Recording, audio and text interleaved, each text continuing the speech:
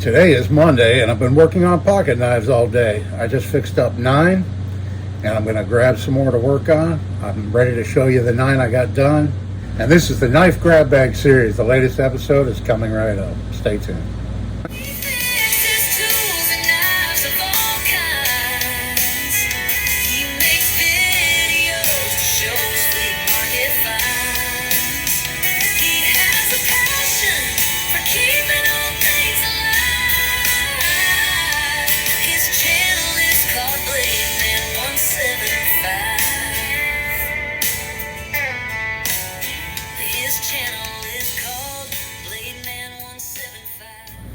Hello everybody, and thanks for coming back for another video. This is Dave and I'm glad you're with me. Like I said in the intro there, I got 9 done and I'm going to show them to you now, and then we're going to grab some more to work on. We'll see if I pick 9 again today. 9 seems to be the number I've been picking here lately. We'll start off with this knife right here, and this is an old colonial 2-bladed barlow, and those white handle scales were going to be impossible to try to get cleaned up and everything. So we now have a red barlow. I dyed the handles red. I sanded them first and then I dyed them red. And the blades are in pretty decent shape on this one. They have been sanded, unfortunately. So there's some striations in the blade from where it's been sanded by somebody on a power sander or whatever, or grinder. But they're still pretty full. And the pen blade's in a lot better shape than the main blade. So it's a good usable knife again, and it looks a lot better. So there we now have a red barlow. Next up is this one here, and this is not it. This is the handle scales off of that knife, and I took them off, cleaned them up a little bit. There's a crack here. I tried to clean out the dirt out of the crack and everything real good when I had the scales off, and then I super glued it. It's now protected from further cracking, but I glued it. I put these white scales on my everyday carry, my SD Classic, and I put my SD Classic that I carry everyday scales onto this Victorinox, which has everything that my old one has, but it also has this blade, a Phillips head screwdriver cap lifter wire stripper. So I really like that. It's only a little bit thicker, not too much. And this is my everyday carry pouch that I sewed up, probably going on a year ago now, and I've been carrying this every day for a year. And it holds that knife, and I've got a whistle inside. I've got paper, a glasses wipe, a pen, little pen that I made that I cut down, some chapstick, and I have a ring here, and I have a ring here on a strap inside that hangs inside with spare keys on it. And then I have a little fire starter right here. Let's see if this thing, I filled it up, I don't know, 6 months ago, whenever it was. Let's see if it lights.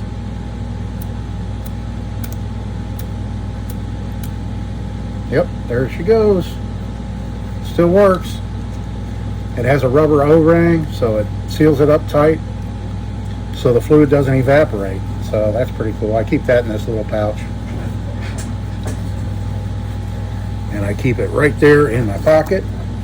So there's that knife. Next up we have this one right here, and this is a very slim lockback made in Japan knife, and here it is now. And all I did, really, I took this off. That was all mangled up and everything. And then I took some goof off, sticky stuff remover on it to remove all that adhesive that was stuck. And it was so dirty, it wouldn't lock up when I got it. But it's locking up nice now. Got it all cleaned up down inside. Touched up the edge a little bit on it. Got it nice and sharp. And our little stainless steel made in Japan, very slim lockback knife. That one's done. And then next up to show you is this knife right here. And this is another Victorinox. And I soaked this in hot water and then popped the scales off. And cleaned it up real good. Some of the blades needed a little bit of cleanup and work. This one has been used quite a bit. And then I got a lot of the scratches out, not all of them, but cleaned it up a little bit and got it looking a little bit nicer. I wasn't going for trying to make this look like a new knife, but it's a very good usable knife again. The smaller blade had a little edge damage, so I fixed that up. Here on the tip it had a chunk missing out of it, so I fixed that and just gave it a real good overall cleaning. And so there's our Victorinox done. And then next up is this knife here, and boy, this one was really rusty. And here's how it turned out. So on these handles, after I removed all the rust, I gave it a coat of black enamel, and then I put just a little hint of blue on it, just to give it a little bit of color so it's not just plain black. And then I don't think this one, no, I don't think I really had to do too much to the blades on this one, just clean them up a little bit. But yeah, like I said, this one was really rusty, and I got it looking a lot better and functional again. So there's that knife. And then next up we have this one, and this one had some pretty poor blades. The blades had been messed up a little bit on this knife here, and I tried out one of my new vinyls on this knife, and here's how it turned out. It had these yellow, which weren't in too bad a shape, but I wanted to try out some of my new vinyls that I got, and so I tried the gold. This one is very hard to work with. The adhesive is not really that great on it, so I had to put some tape on the back side to kind of hold it together. I like the looks of it. I just don't like the ease of working with it. It's a little bit tricky to work with, but in the end, yeah, I think it looks pretty cool. And this one, the scales, again, they didn't really look too bad. Here they are right here, but this one has some holes worn in it right there, you can see, that were worn through, and I like to take them off anyway just to get the rust underneath. This one didn't have a whole lot of rust underneath, but it did have some, so I got all that cleaned up. Oh, I just saw this ring on this Victorinox. I put a smaller ring on it. It had this ring on it when I got it, kind of big, so I put this smaller ring on it. I just saw that sitting there, so I thought I'd tell you. Okay, and then this is how this one turned out. There again, I used another one of my new vinyls that I got, and I really like this one, and this one was pretty easy to work with, and the adhesive was very well on it. And this one, the blades were in pretty good shape. This is an Imperial.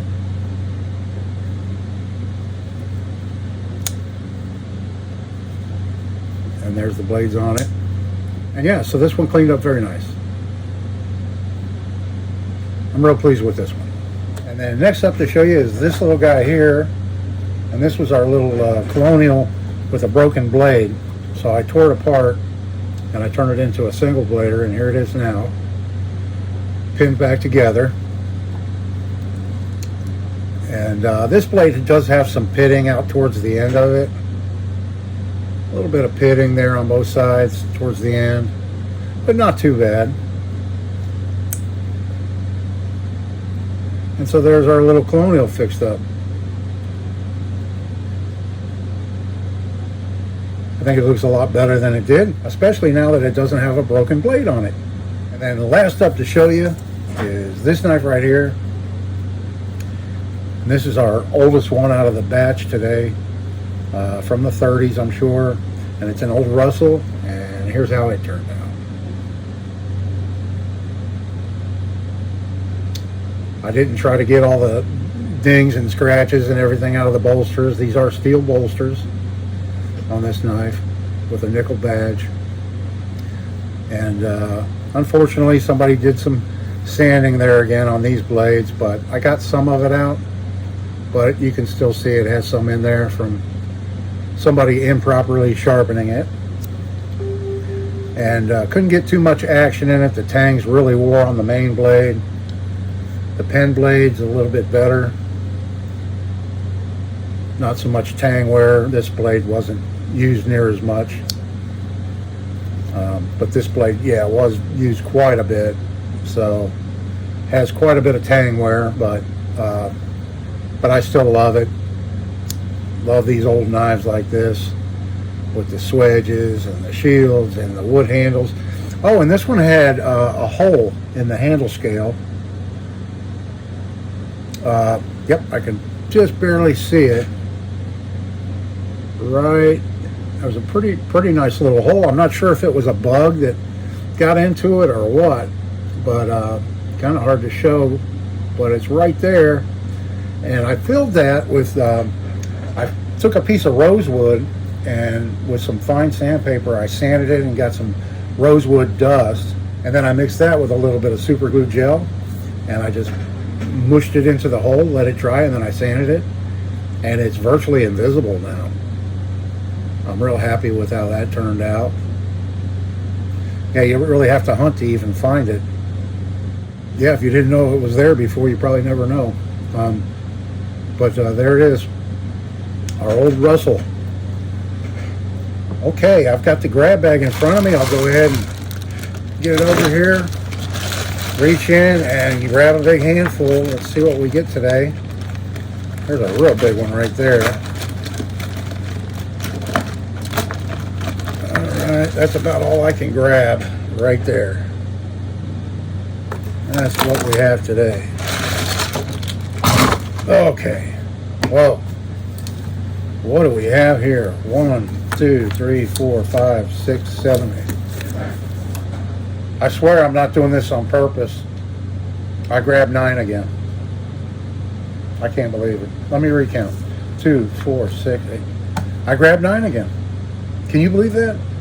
This is crazy. All right, we've got some camp knives. We've got this one here, multi-tool camp knife.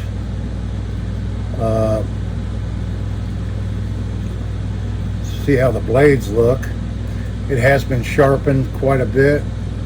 This is made in Japan. This one was made in Japan. The handle scales are cracked right here. I kind of like these handle scales. But it's cracked right there. And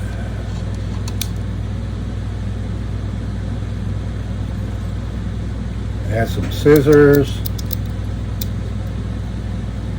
and all the usual. It has all the usual tools one of these has. So we'll get this one cleaned up, looking better. Okay, and then we've got this, not a pocket knife. One of these little novelty, little fixed blade knives. This one is just stamped USA. It's a carbon steel blade. Has some nice patina on the blade. Don't see any real rust. A little bit here on the scales. This is a clamshell style. Boy, that's a tiny one. I don't think I'm going to try and take this one apart. That would be pretty difficult. And it has like a little vinyl sheath for it. So that's kind of cute. We'll clean that one up. And then this one here, there again, it's got a bunch of residue from whatever was stuck on that side. This one has a bunch of tools on it. A bunch of tools on this one. It's a China. It's a very big multi-tool made in China. So we'll clean that one up. Then we have this guy. Oh my gosh. This is in very, very bad shape. Let's see what the blade looks like.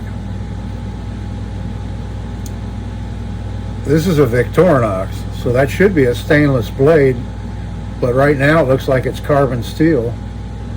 It's been abused so much. This is all aluminum and it's all corroded. Let's see what this other blade looks like. It's very stiff. So this is a nail file. Yeah, nail file, big long one. Long nail file knife. The spring is working in it. It's just very, very nasty. This one needs some major work. So we'll see what we can't do with this one. Then this looks like another Victorinox right here. And it doesn't have a bell ring on this one.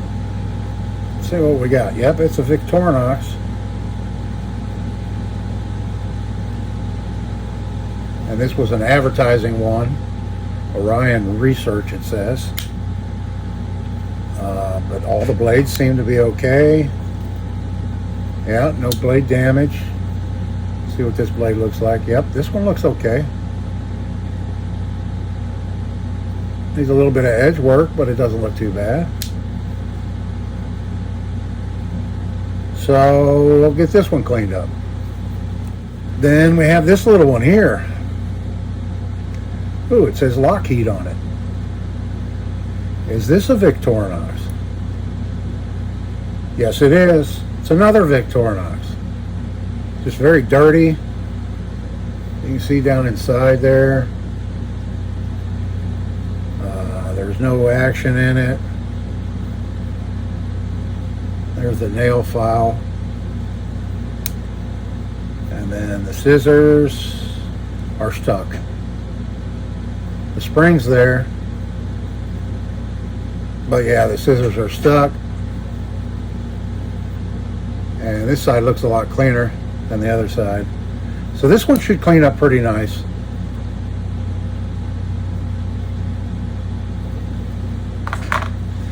Okay, and then we have this knife. Imitation mother of pearl handles. Mop handles. And this one's marked Lark. Stainless steel on this side. It has the cap lifter, the blade. The blade looks in pretty good shape. Yeah, the scales are a little bit cruddy, but I'm not seeing any cracks anywhere. So they should clean up pretty nice. And then it's got a little provision there for a ring or a lanyard. So we'll get this little Lark cleaned up. And then we have this one right here. It's a Gerber. You see right there, Gerber. Is it a spring? No. I don't think it's a spring assisted. It's just a flipper knife or whatever you want to call it. It's a liner lock, and it is locking up, and it doesn't have any play in it. However, this scale here is very deeply gouged. I don't know what happened there. It's almost like it was slid on the asphalt or something. And it really ground that scale down real deep. This side too has a spot here. And I'm not sure how thick these are. I'll have to take it apart and see how thick they are and see if I can't, that's if I can even get it apart. Look at this bolt right here. The head has been severely ground down, so I'm not sure if I'm even going to be able to get that bolt out. But we'll see what we can't do with this little Gerber and get it fixed up. And then last up out of today's hand pick, we have another scout knife, camp knife.